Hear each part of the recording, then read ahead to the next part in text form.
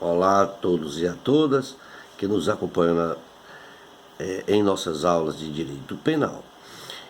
Em nossa última aula, nós falamos do arrebatamento de preso, do motim de preso, do patrocínio infiel e do patrocínio simultâneo ou tergiversação, previsto nos artigos 353, 354 e 355, ambos do Código Penal.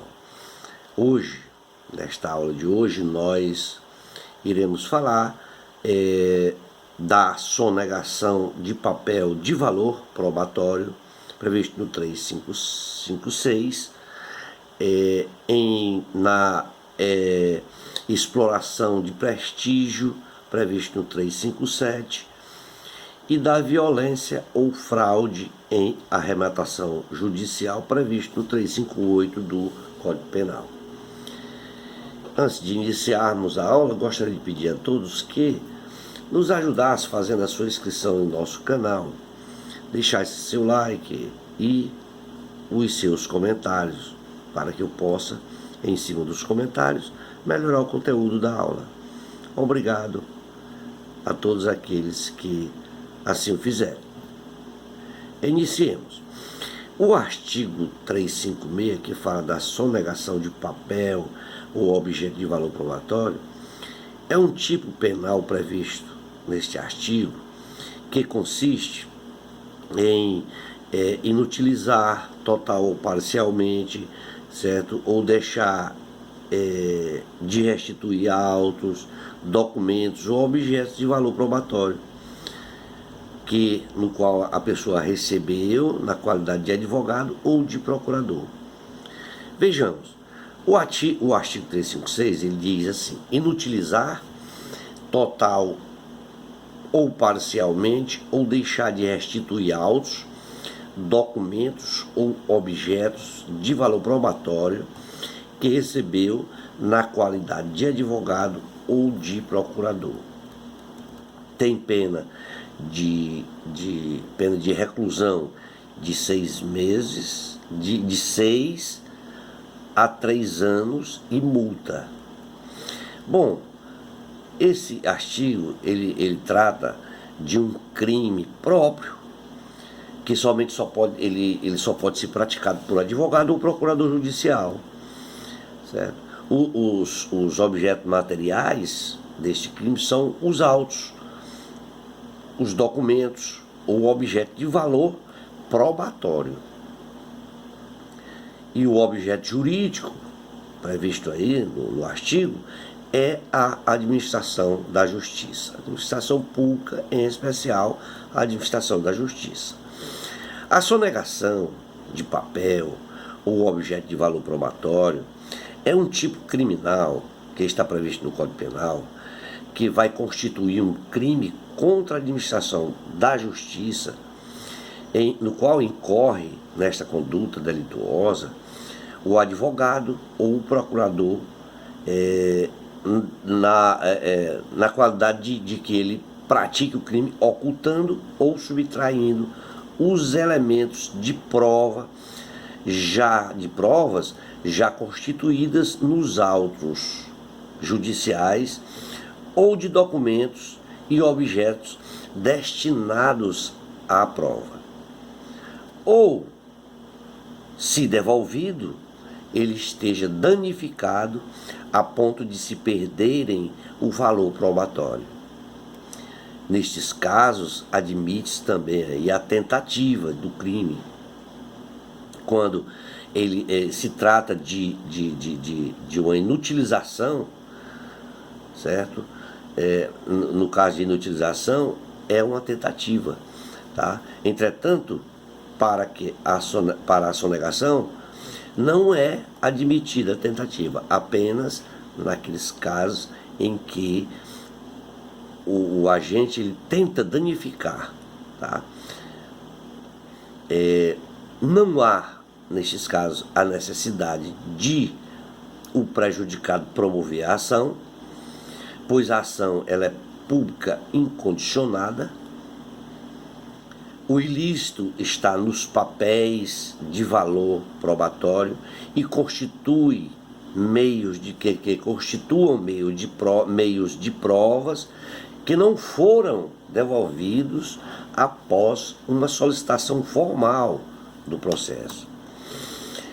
Inutilizar significa tornar inútil, imprestável, danificar. E também que o objeto material, certo, é pela perca completa da sua inutilidade. Pois deixar de restituir tem o sentido de não devolver, reter, sonegar. E que ocorra aí o delito previsto, determinado no 356, é que o agente ele tenha recebido os autos, os documentos ou objetos de valor probatório na qualidade de advogado ou de procurador judicial. É um crime próprio com relação ao sujeito ativo e comum quanto ao passivo. É um crime comissivo quanto à conduta, quanto à conduta, certo? Que é inutilizar, e omissivo quando o agente deixa de restituir. O sujeito ativo é o advogado ou o procurador, e o sujeito passivo é o próprio Estado, subsidiariamente o sujeito prejudicado pelo sujeito ativo. O bem jurídico protegido é a administração pública, em especial a administração da justiça, e o objeto material são os autos, os documentos ou objetos de valor probatório. O elemento subjetivo é o dolo, não havendo previsão para a modalidade culposa. Tá? A ação penal é pública e incondicionada, sendo possível a proposta de suspensão condicional do processo por ser um crime de detenção com pena que varia de 3 meses a 3 anos. Tá? É isso o que diz respeito ao 356 do CP. Passemos agora a falar do 357, que fala da exploração de prestígio. O Código Penal de 1900, no Código Penal, no seu artigo 357, ele vem a tratar do delito de exploração de prestígio, que trata de um crime contra a administração da justiça e que consiste no ato de pedir ou receber dinheiro ou qualquer outro tipo de benefício sob o argumento de exercer influência sobre servidores, a autoridade e até a autoridade do Poder Judiciário, né? Ministério Público e demais funcionários que auxiliam no exercício da justiça, certo? E até de testemunhas, né? Até testemunhas pode ser configurado aí no 357. O artigo 357 diz assim, solicitar ou receber dinheiro ou qualquer outra utilidade a pretexto de influir em juiz, jurado, órgão do Ministério Público, funcionário da Justiça, perito, tradutor, intérprete ou testemunha. Tem pena de reclusão de 1 a 5 anos e multa. No seu parágrafo único, ele diz: as penas aumentam-se de 1/3 se o agente alegar ou alega ou insinua que o dinheiro ou utilidade também se destina a qualquer das pessoas referidas neste artigo. Neste artigo, devemos observar uma particularidade: a do crime de tráfico de influência, previsto no 332 do CP, e também o da exploração de prestígio, previsto no 357 do CP. Com o advento da lei, a Lei 9.127 de 95, certo? Que acrescentou ao tipo penal o tráfico de influência, que tem como diferença que no 332 a objetividade jurídica tutelada é a exploração de prestígio da administração pública. Já no 357, do qual nós falamos, a exploração de prestígio tem como a objetividade a administração da justiça. Essa diferença entre os crimes praticados por um particular contra a administração em geral de tráfico de influência e o delito contra a administração da justiça da exploração de prestígio são condutas descritas nos artigos 332 e no 357 do Código Penal.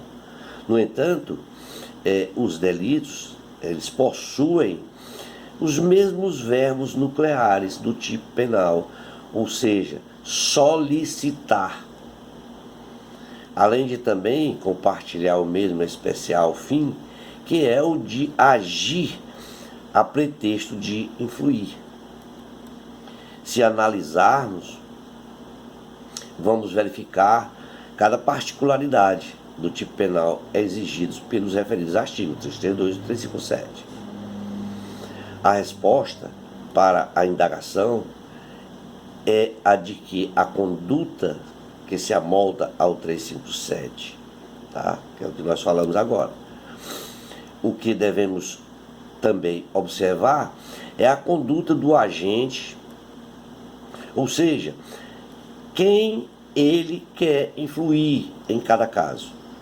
Vejamos, em ambos os casos, o sujeito passivo é o Estado. No entanto, o agente, no caso do tráfico de influência, deve ser o funcionário público.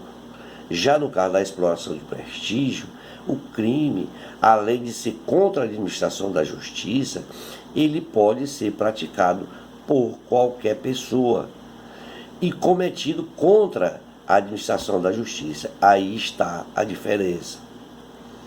Em ambos os casos, o sujeito passivo é o Estado, mas, abre aspas, a diferença está nos agentes que estão a configurar o Estado e em cada caso.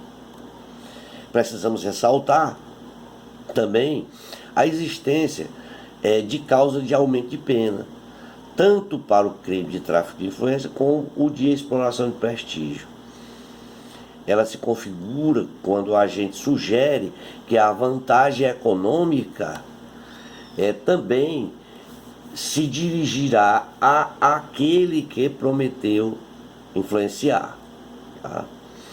É um crime comum, tanto quanto ao sujeito ativo e ao passivo. É um crime doloso, comissivo, de forma instantânea e livre.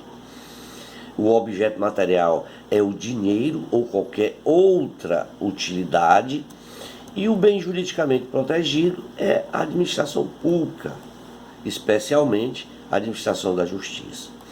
A sua consumação se dá quando o agente efetivamente solicita dinheiro ou qualquer outra utilidade, independentemente do seu recebimento. O elemento subjetivo é o dolo, não havendo modalidade prevista de natureza culposa, e tem como modalidade ela de ser um crime comissivo e omissivo. Haja vista ter o núcleo penal, abre aspas, solicitar. Tem como causa especial de aumento previsto no seu parágrafo único, se o agente ele alega ou insinua que o dinheiro ou utilidade também é destinada a qualquer das pessoas previstas no caput do artigo, aumentando aí de 1/3, né? A ação penal é pública incondicionada e não se incide a majorante prevista em seu parágrafo único, e será possível proposta de suspensão condicional do processo, tendo em vista a pena, né? O importante é ressaltar que no crime de exploração de prestígio, o dinheiro ou qualquer utilidade é pedido a pretexto de realizar o ato junto a funcionário público, que está aí relacionado ao 357, mas não existe nenhum pedido ao funcionário. Se existir o pedido, haverá corrupção passiva ou até ativa, de acordo com as circunstâncias. Tá? Isso é o que prevê o 357. Passemos a falar agora do 358, que é da violência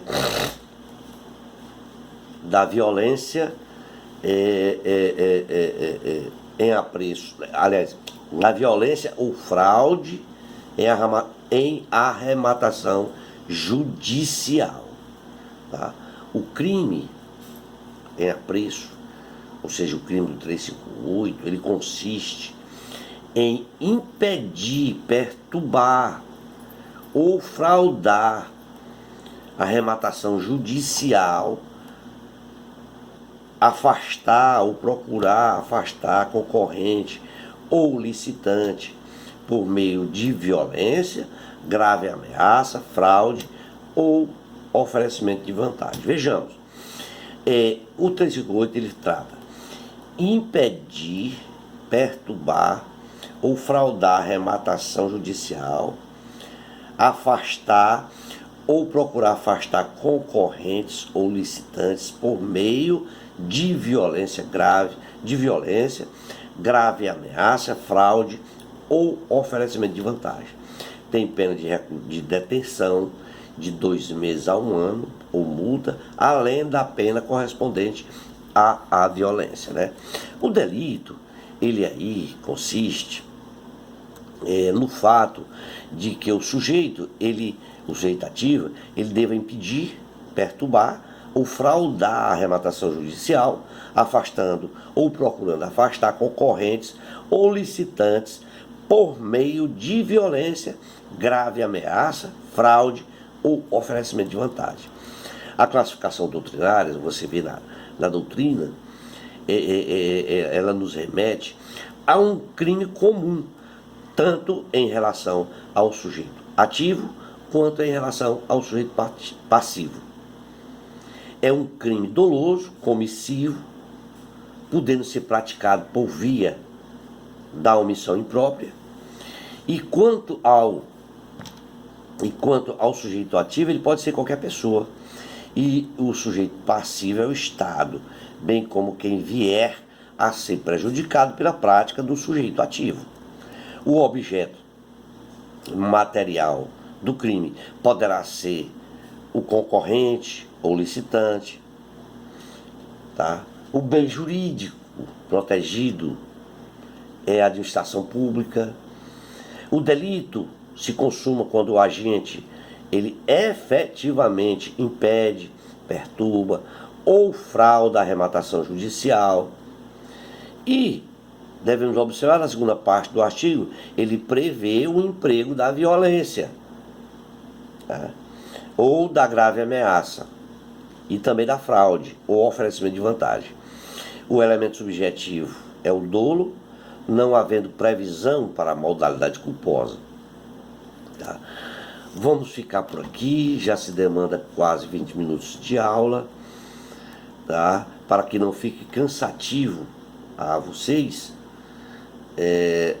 nós, em uma próxima aula, tá? Nós falaremos da desobediência à decisão judicial sobre a perda ou a suspensão do direito previsto no artigo 359 e dos crimes contra as finanças públicas previsto no capítulo 4 do título 11 do CIP. Obrigado a todos e espero contar com todos vocês em nossa próxima aula. Um forte abraço a todos vocês.